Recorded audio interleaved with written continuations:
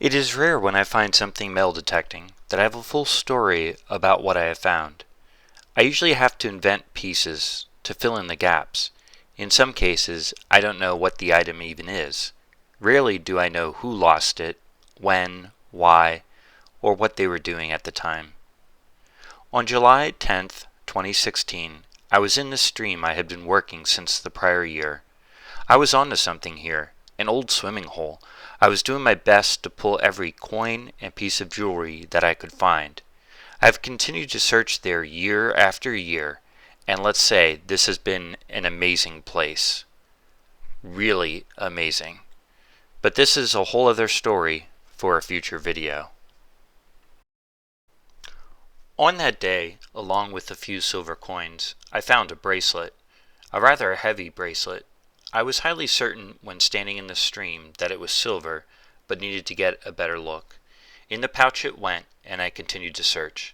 I was excited about this bracelet at first, but little did I know just how amazing this find was.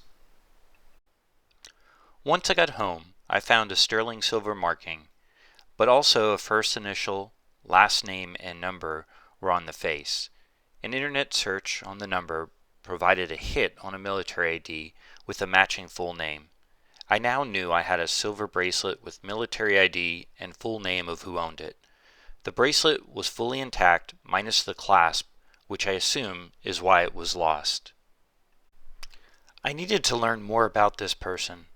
Some additional searches on the full name revealed an obituary which indicated he served in World War II in the Army in the Philippines. He met his wife during his time in the military and was married for 67 years. He had passed away 5 years and 5 days prior to me finding his lost bracelet.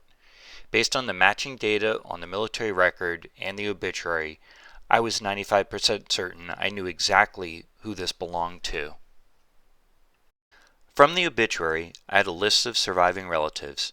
A search on the wife had also provided a more recent obituary. I was able to locate one of his daughters. The obituary indicated a closeness with this daughter, so it felt natural that she should be the person to return this to. Now, there were 3 times as the story unfolded that I literally got the chills. The first time was when I found the daughter on Facebook, and staring at me on the screen was a photo she had posted of her father in recent times, and one where he was a young man in full uniform standing next to his wife. The man who lost this bracelet was looking right at me from the past.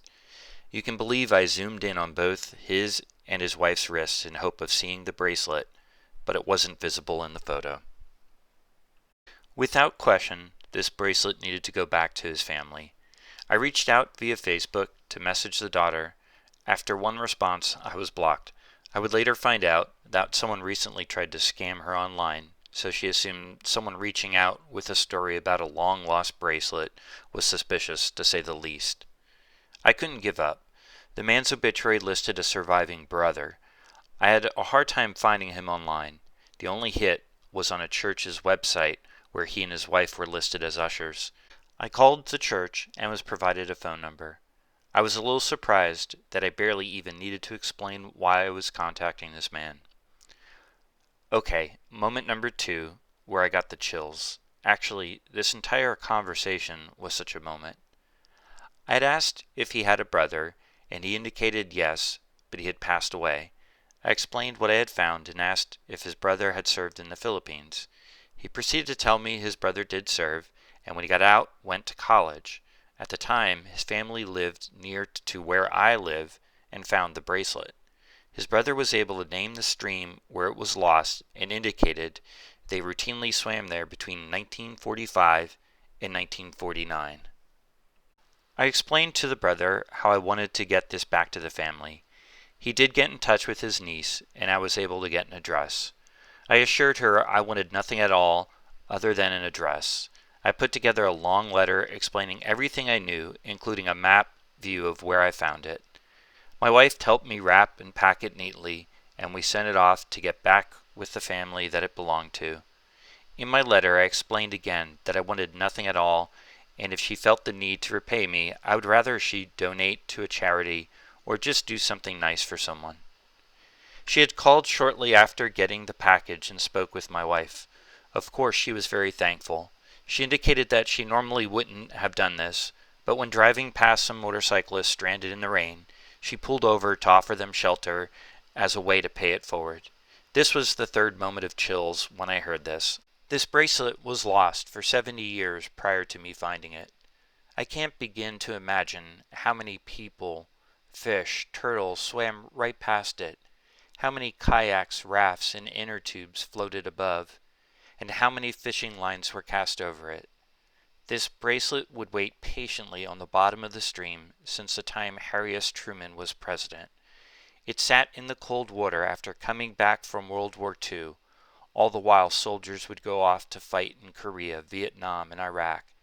It waited there while its owner finished college and got a master's degree, moved to several different states, raised children, grandchildren, and great-grandchildren, and loved a wife through 67 years of marriage. When I set out that day to mail detect, I could never have imagined such a story would form from the signal produced by my machine. When I set out to create this video, I reached out to see if I could use this family's image. I was told it would be an honor. I was also provided an image of how they framed this bracelet and was told that it now is in their grandchild's, his great-grandchild's room. When I returned this bracelet, I had decided not to polish it and let that up to the family. They decided to keep it as is.